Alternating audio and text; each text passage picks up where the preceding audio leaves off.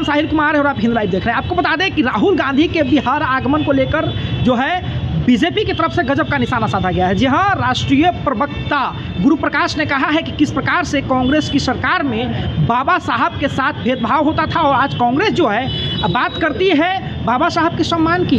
किस प्रकार से आरक्षण के विरोध में जो है हमेशा से थे नेहरू जी और आज आरक्षण की बात करते हैं राहुल गांधी। जिस प्रकार से जो है हमेशा जातिगत जनगणना के विरोध में थी इंदिरा गांधी और आज जो है जातिगत जनगणना की बात करते हैं राहुल गांधी। जी हाँ, गजब का निशाना साधा। जरा क्या कुछ कह रहे हैं गुरु प्रकाश, पहले आप माननीय श्री विश्राम जी। आज हमारे साथ पार्टी के हमारे वरिष्ठ नेता, पूर्व विधायक, पार्टी के प्रवक्ता श्री प्रेमरंजन पटेल जी, हमारे साथ पार्टी के हमारे भाई, पार्टी बिहार प्रदेश के मंत्री, राष्ट्रीय प्रवक्ता श्री गुरु प्रकाश जी, हमारे वरिष्ठ नेता प्रबोध चंद्रवंशी जी जो आज विधान परिषद के सदस्य हैं, अनामिका पासवान जी, सुबोध पासवान जी, अमित प्रकाश जी, यहाँ बैठे हुए सभी हमारे मीडिया के बंधुओं को मैं प्रणाम करता हूँ। बहुत विस्तार से प्रेमरंजन पटेल जी ने बताने का काम किया। मित्रों, मैं याद दिलाना चाहता हूँ खासकर मीडिया के माध्यम से कांग्रेस को और राहुल गांधी जी को, किस तरह से हमारे बाबा भीमराव अम्बेडकर को अपमानित किया गया नेहरू के ज़माने में जब देश के प्रधानमंत्री नेहरू थे। और ये विषय को हम लोग बार बार उठाते हैं, लेकिन दुर्भाग्य से यह नैरेटिव बनाया जा रहा है कि भारतीय जनता पार्टी संविधान के खिलाफ है, जबकि इतिहास गवाह है कि जब देश में संविधान का निर्माण हुआ उसके साथ कौन खड़ा रहे? बिहार के राजेंद्र प्रसाद जी थे, अम्बेडकर जी थे। और राजेंद्र प्रसाद जी को भी अपमानित किया गया कि अंतिम समय को उठाकर दिल्ली से पटना भेज दिया गया। और सभी जानते हैं उनको अस्थमा की बीमारी थी, किस तरह से उनको अपमानित किया। कांग्रेसियों का ये पुराना नीति रहा है। और अम्बेडकर जी जो सरकार थी उस सरकार में मंत्री थे और किस तरह से अपमानित करके उनको इस्तीफा देना पड़ा उस अपमान के कारण। और आपको मैं याद दिलाना चाहता हूँ कि संविधान निर्माण के द्वारा नेहरू जी के द्वारा जो स्टाफ रखे गए थे वो कागज को भी अंबेडकर जी को प्लेटों में दिया करते थे कि कहीं छुआछूत से उसको छुआ ना जा सके। ऐसे अपमान का सहन करते हुए बाबा भीमराव ने इस संविधान का निर्माण किया। कालांतर हमारे प्रवक्ता प्रेम जी ने बताने का काम किया कि किस तरह से नारायण काजोलकर के माध्यम से जो अंबेडकर जी के पीए थे उनके साथ खड़ा होकर पूरा कांग्रेस के लोगों ने दो बार उनको हराने का काम किया। और कालांतर आपने देख सकते हैं कि जब जनसंघ की स्थापना हुई और जब हमारे श्यामा प्रसाद मुखर्जी प्रथम अध्यक्ष बने, उन्होंने बंगाल से जाकर उनको राज्यसभा से ले जाने का काम किया। ये भारतीय जनता पार्टी के जो जनसंघ थी, ये हमारा काम था कि जो अंबेडकर जी को सम्मान देने का काम। कालांतर हम देखते हैं कि आज तक आजादी के बाद भी उनको कोई सम्मान नहीं मिला, जबकि कांग्रेसियों को जीते जी भारत रत्न देने का काम किया। जब हमारी अटल बिहारी वाजपेयी जी, अडवाणी जी जब 90 के दशक में वीपी सिंह की सरकार में थे, उन्हें सबने मिलकर अपने बाबा भीमराव अम्बेडकर जी को भारत रत्न देने का काम किया। जब अटल बिहारी वाजपेयी जी जब देश के प्रधानमंत्री बने तो आपने देखा होगा कि जो संविधान के निर्माता और जो संविधान के तहत पार्लियामेंट चलता है उनका एक तैल चित्र भी नहीं था। हमारे अटल बिहारी वाजपेयी ने तैल चित्र लगाने का काम किया। और बाद में जब हमारे नरेंद्र मोदी जी देश के प्रधानमंत्री बने, उनको संविधान में यह आस्था थी कि जब पहली बार देश के जो संविधान द्वारा चले थे, जो पार्लियामेंट था, वहां जाने से पहले अपने माथा टेकने का काम किया। जिस तरह से मंदिर का माथा टेका जाता है, इस तरह से उस माथा टेका और संविधान को भी प्रणाम करके उस सदन के अंदर गए। मित्रों, कालांतर हम देखेंगे कि आजादी के इतने सालों के बाद अम्बेडकर जी को कोई सम्मान नहीं मिला। जो नरेंद्र मोदी जी ने पंच तीर्थ का निर्माण किया, जहां उनका जन्मभूमि थी महू में अम्बेडकर जी का, वहां उनका एक भव्य मंदिर और आस्था का केंद्र स्थापित किया। जहां दीक्षा भूमि नागपुर, अलीपुर में जहां उनका आखिरी सांस ली उसको, फिर इंदू मिल जहां उनका आखिरी संस्कार किया गया, और लंदन के जहां उन्होंने पढ़ाई लिखाई की। सभी जगहों को भारतीय जनता पार्टी और नरेंद्र मोदी जी के नेतृत्व में पंच तीर्थ का निर्माण करके आज उसके पूजनीय स्थल बनाया गया। मैं पूछना चाहता हूँ राहुल गांधी से कि जिस तरह से अपमानित किया इस देश को, एक तरफ कहते हैं कि संविधान खतरे में है, और जब देश में जब उन्हीं की पार्टी के जगजीवन राम जी जो दलित अनुसूचित जाति रविदास समाज के नेता थे, जब वो प्रधानमंत्री के पहले प्रधानमंत्री के दावेदार थे और बन भी जा रहे, लेकिन किस तरह से कांग्रेसियों ने उनको षड्यंत्र के माध्यम से जगजीवन राम को प्रधानमंत्री बनने से रोका।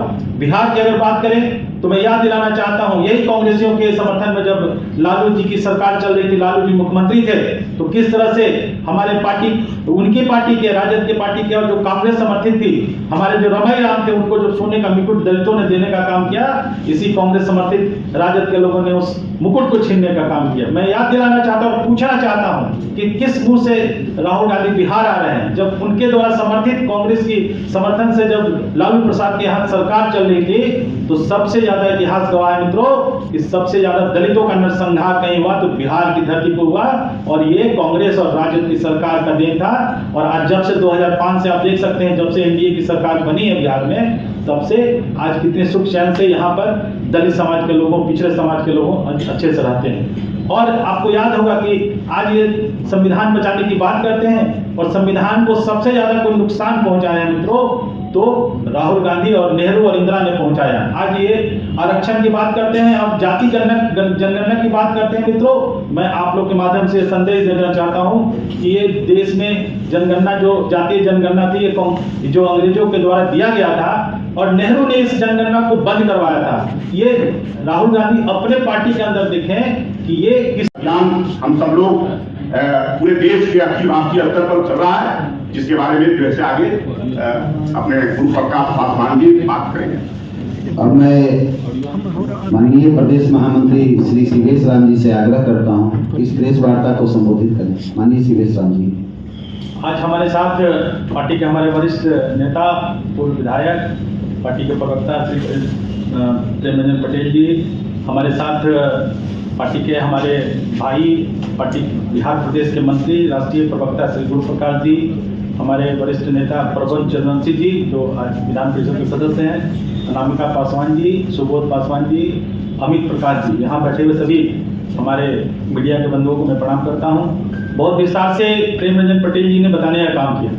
मित्रों, मैं याद दिलाना चाहता हूँ खासकर मीडिया के माध्यम से कांग्रेस को और राहुल गांधी जी को, किस तरह से हमारे बाबा भीमराव अम्बेडकर को अपमानित किया गया नेहरू के जमाने में, जब देश के प्रधानमंत्री नेहरू थे। और ये विषय को हम लोग बार बार उठाते हैं, लेकिन दुर्भाग्य से यह नैरेटिव बनाया जा रहा है कि भारतीय जनता पार्टी संविधान के खिलाफ है, जबकि इतिहास गवाह है कि जब देश में संविधान का निर्माण हुआ उसके साथ कौन खड़ा रहे? बिहार के राजेंद्र प्रसाद जी थे, अम्बेडकर जी थे, और राजेंद्र प्रसाद जी को भी अपमानित किया गया कि अंतिम समय पर उठाकर दिल्ली से पटना भेज दिया गया।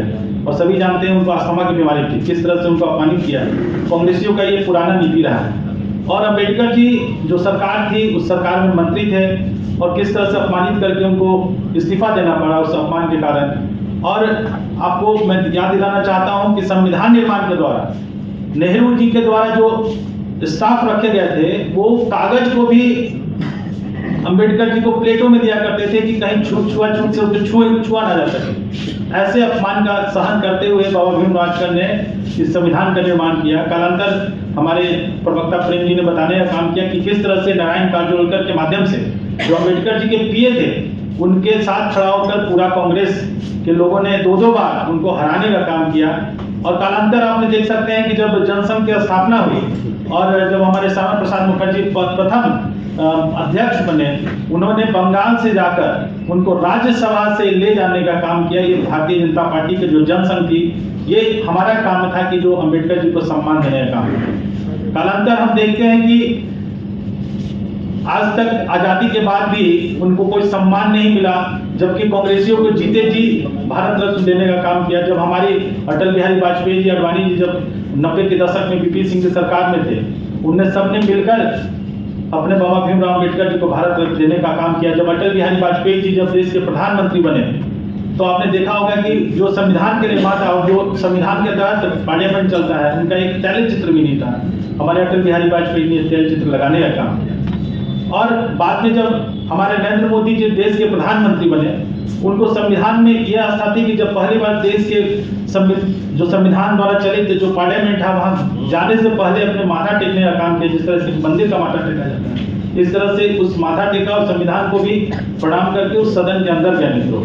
कालांतर हम देखेंगे कि आज़ादी कितने सालों के बाद अम्बेडकर जी को कोई सम्मान नहीं मिला। जो नरेंद्र मोदी जी ने पंच तीर्थ का निर्माण किया, जहां उनका जन्मभूमि थी महू में अम्बेडकर जी का, वहां उनका एक भव्य मंदिर और आस्था का केंद्र स्थापित किया। जहां दीक्षा भूमि नागपुर, अलीपुर में जहां उनका आखिरी सांस लिए, उसको फिर इंदू मिल जहां उनका आखिरी संस्कार किया गया, और लंदन के जहां उन्होंने पढ़ाई लिखाई की, सभी जगहों को भारतीय जनता पार्टी और नरेंद्र मोदी जी के नेतृत्व में एक पंच तीर्थ का निर्माण करके आज उसके पूजनीय स्थल बनाया गया। मैं पूछना चाहता हूं राहुल गांधी से कि जिस तरह से अपमानित किया इस देश को, एक तरफ कहते हैं कि संविधान खतरे में है, और जब देश में जब उन्हीं की पार्टी के जगजीवन राम जी जो दलित अनुसूचित जाति रविदास समाज के नेता थे, जब वो प्रधानमंत्री के पहले प्रधानमंत्री के दावेदार थे और बन भी जाते, लेकिन किस तरह से कांग्रेसियों ने उनको षड्यंत्र के माध्यम से जगजीवन राम को प्रधानमंत्री बनने से रोका। बिहार की अगर बात करें तो मैं याद दिलाना चाहता हूं, यही कांग्रेसियों के समर्थन में जब लालू जी की सरकार चल रही थी, लालू जी मुख्यमंत्री थे, तो किस तरह से हमारे पार्टी, उनकी पार्टी के, राजद की पार्टी के, और जो कांग्रेस समर्थित थी, हमारे जो रमई राम थे, उनको जो सोने का मुकुट दलितों ने देने का काम किया, इसी कांग्रेस समर्थित राजद के लोगों ने उस तो अभी आपने गुरु प्रकाश के साथ साथ जो है सिद्धेश राय को सुना, जिन्होंने स्पष्ट तौर पर कहा है कि जो कांग्रेस की सरकार थी वो हमेशा वापस आती है, विरोध में थी। इसी प्रकार की खबरों के लिए आप लाइव के साथ बने रहें, साहित्य